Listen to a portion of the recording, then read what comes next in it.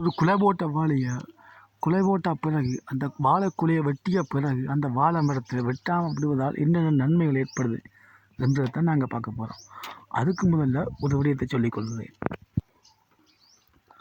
இப்போ நீங்கள் பார்த்து கொண்டிருக்கிற இந்த வாழையை நான் நடும் பொழுது இந்த வாழை குட்டி குட்டி கூட வரவில்லை. அதாவது இது ரொம்ப குட்டியாக கூட இருக்கவில்லை. இந்த வாழையை இதில் நட்ட பிறகு தான் இந்த வாழையை உருவானது. ஆனால் இப்போது இந்த வாழையானது இதை விட உயரமாகவும் பெருசாகவும் இருக்குது. இப்போ நீங்கள் தூரத்தில் இது சின்னதாக இருக்குது, இது பெருசாக இருக்குது. இது எப்படி என்றால் இந்த வாழையுடைய தாய் இருந்தது இந்த இடத்துல. அதனால் அந்த தாயினுடைய சத்துக்களை எல்லாம் எடுத்து இந்த குட்டிக்கு இதோட தாய் குலை போட்டு இருந்தது. அந்த குலை போதிய வளர்ச்சி அடைஞ்சிருந்தது. அதுக்கு பிறகு அந்த தாய் என்ன செய்யும், ஒரு வாழை தாயானது தன்னுடைய குட்டிகளுக்கு அந்த வாழை அடியிலேருந்து வர அந்த குட்டிகளுக்கு சத்துக்களை அனுப்பி கொண்டிருக்கும்.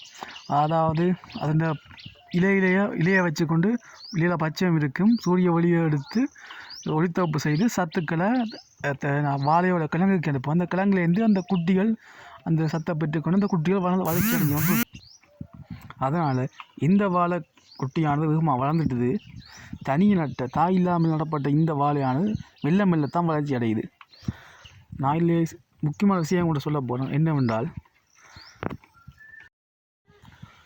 எப்போவுமே தனியாக இருக்கிற வாழையை காட்டிலும் தாயோடு இருக்கிற வாழை வேகமாக வளர்ச்சி அடையும்.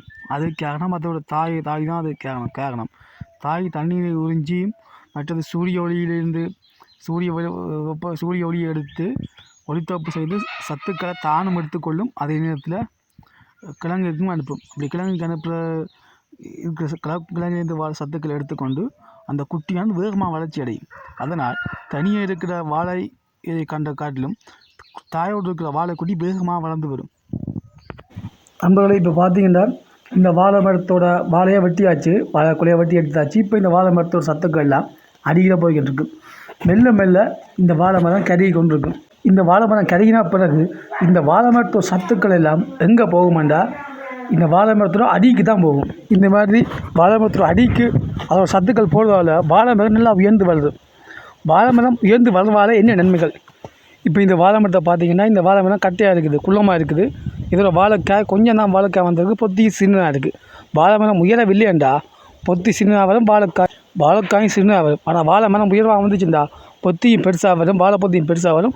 அதிக வாழை சீப்புகள் அதிக வாழை பழங்களும் கிடைக்கும்.